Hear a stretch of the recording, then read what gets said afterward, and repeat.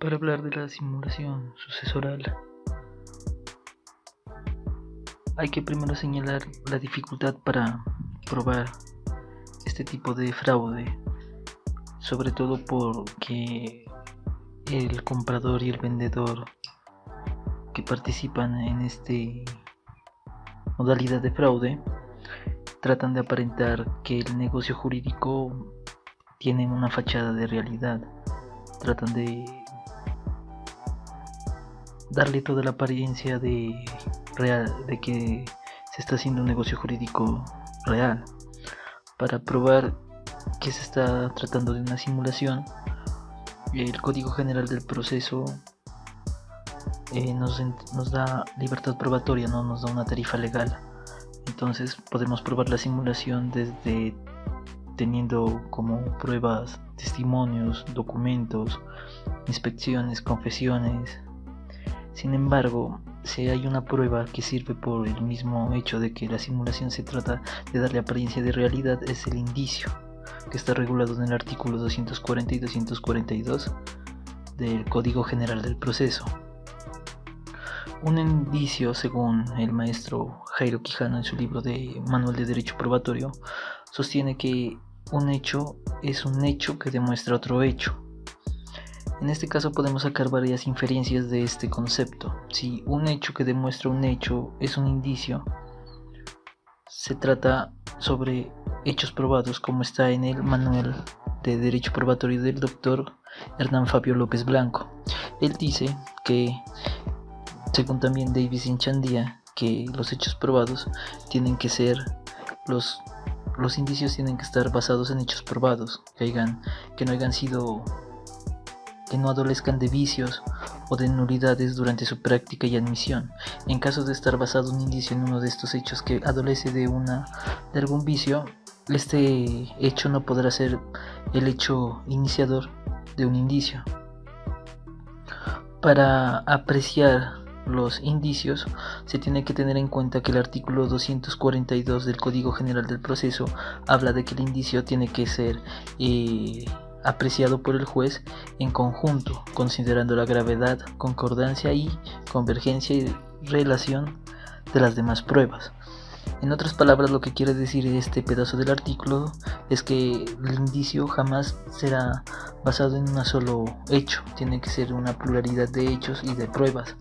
En este caso, el juez tiene que analizar todas estas pruebas en su conjunto para ver si de este se puede inferir el hecho indiciado o el hecho que se trata de demostrar con el indicio. Para apreciar, el juez tiene que utilizar las reglas de las experiencias, que la regla de la experiencia, según la jurisprudencia y según el doctor Hernán Fabio López Blanco, la define como enseñanzas de la práctica vivir. En este caso, en el caso del juez, el juez ha estado durante años tanto su experiencia viviendo como persona y tanto su experiencia con su toga y con su ejercicio de la jurisdicción. Entonces, durante todos esos casos que ha llevado, ha adquirido experiencia que le puede resultar el norte para señalar si un indicio es o no es válido para tratar de señalar otro hecho.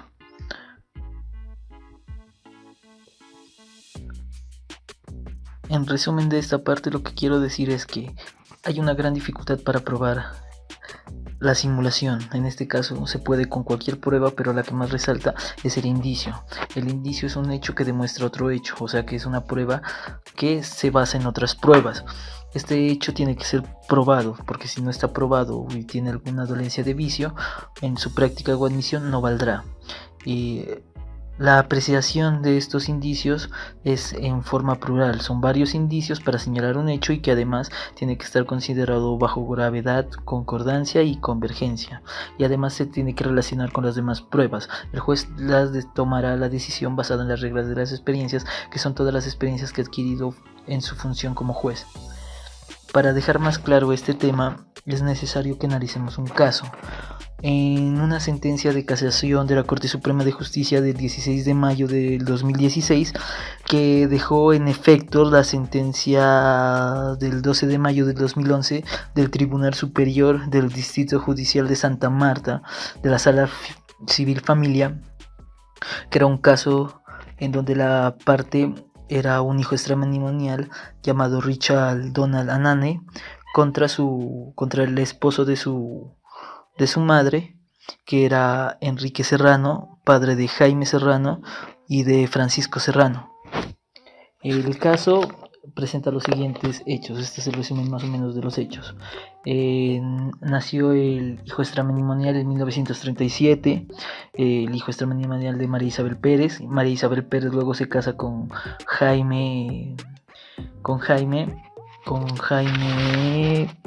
Serrano y tiene dos hijos, uno que es Jaime Serrano y el otro es Francisco Serrano.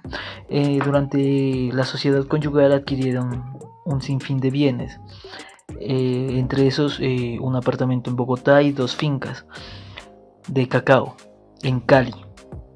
En fin, para que cuando se muere doña María Isabel, para impedir la asignación forzosa al hijo extramatrimonial de la parte que le correspondería por ser hijo extramatrimonial de María Isabel Pérez, el señor Jaime Serrano, el 28 de agosto de 1974 crea una persona jurídica que es Jaime Serrano e Hijos.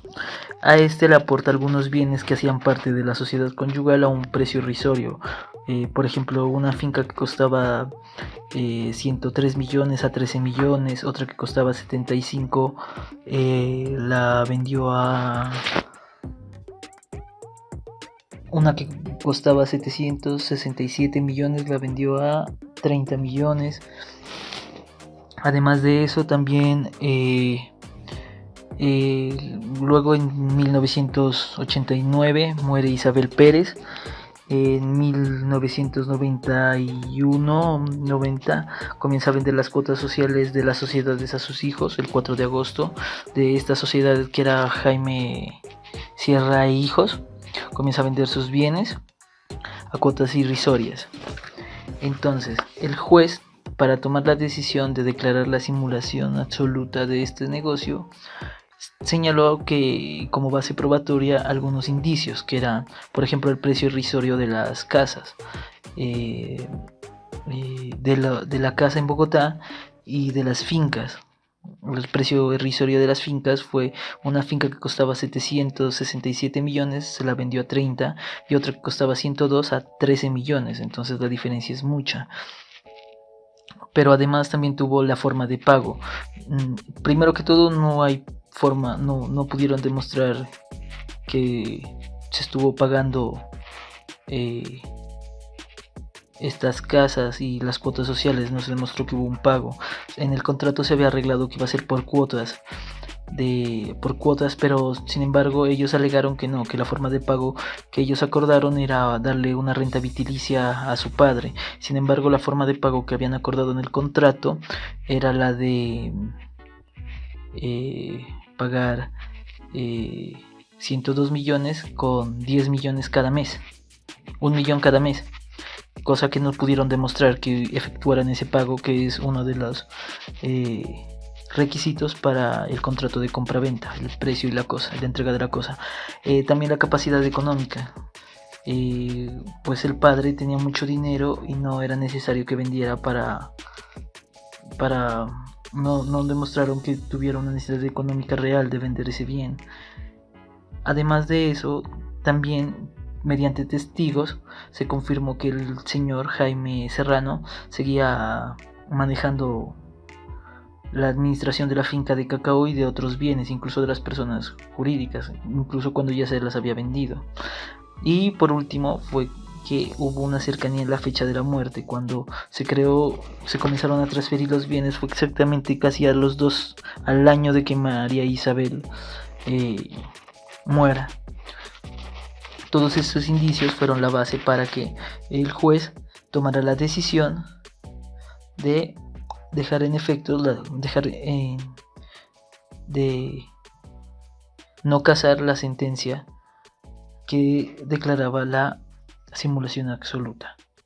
Todo esto es lo que se puede hablar de la prueba indiciaria en la simulación con un caso. En resumen, se puede decir que la simulación, por su dificultad de probar,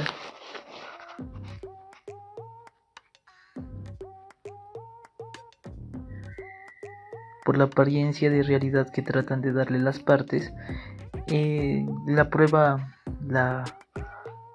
el as bajo la manga o la prueba reina para este tipo de procesos es el indicio, regulado en el 240 y 242, como se vio en el caso en el que trataron de crear personas jurídicas para transferir bienes y apartarlas de las asignaciones forzosas que tenía el señor Ronald Onune por ser hijo de María Isabel Pérez.